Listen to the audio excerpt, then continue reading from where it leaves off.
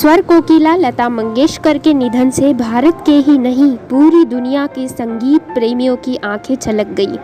पाकिस्तान के प्रधानमंत्री इमरान खान ने महान गायिका लता मंगेशकर के निधन पर शोक जताया है।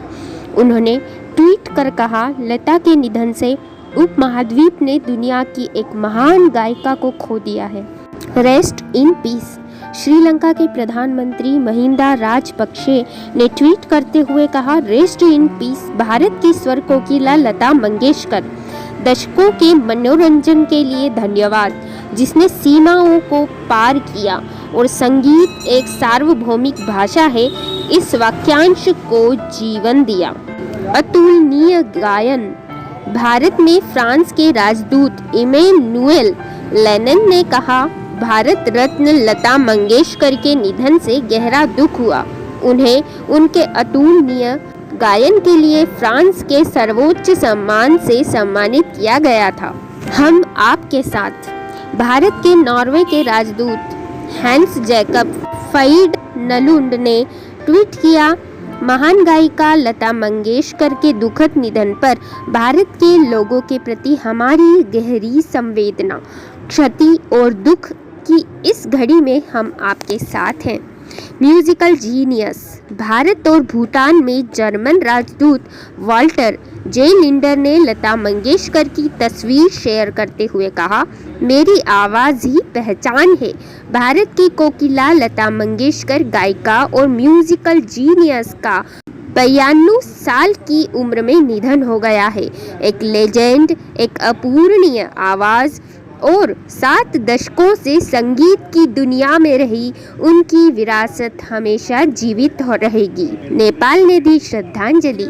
नेपाल की राष्ट्रपति विद्या देवी भंडारी ने ट्वीट कर कहा, कई नेपाली गीतों को सुरीली आवाज से सजा चुकी लता मंगेशकर के निधन की खबर से दुखी हूँ। असाधारण प्रतिभा की धनी स्वर्गीय लता मंगेशकर को मैं भावभीनी श्रद्धांजलि अर्पित करती हूँ। मेलोडी की रानी। अफगानिस्तान के राजदूत फरीद मामुंद जई ने कहा, 7 दशकों से अधिक समय से भारत की महान गायिकाओं में से एक लता मंगेशकर के निधन से दुखी हूँ। मेलोडी की रानी के रूप में उनके गीतों ने संगीत के माध्यम से हर शैली और संस्कृतियों को जोड़ा है। उन्हें आगे आने वाली पीढ़ियाँ उनकी विरासत के लिए याद करेंगी। भारत की कोकिला। भारत में इजराइल के दूतावास की तरफ से ट्वीट कर कहा गया है, भारत की कोकिला लता मंगेशकर जी के निधन के बारे में सुनकर हमें दुख हुआ है। संगीत में उनके योगदान और उनकी आवाज़ को हमेशा याद किया जाएगा। हम शोक की इस घड़ी में भारत के लोगों के साथ हैं। बांग्लादेश में भी शोक की लहर। बांग्लादेश की प्रधानमंत्री शेख हसीना ने लता मंगेशकर के निधन पर शोक व्यक्त किया और कहा कि मंगेशकर के निधन से उपमहाद्वीपीय क्षेत्र के संगीत जगत में खालीपन आ गया है। उन्होंने पाकिस्तान के खिलाफ 1971 में मुक्ति संग्राम में लता मंगेशकर की भूमिका के लिए उन्हें याद किया।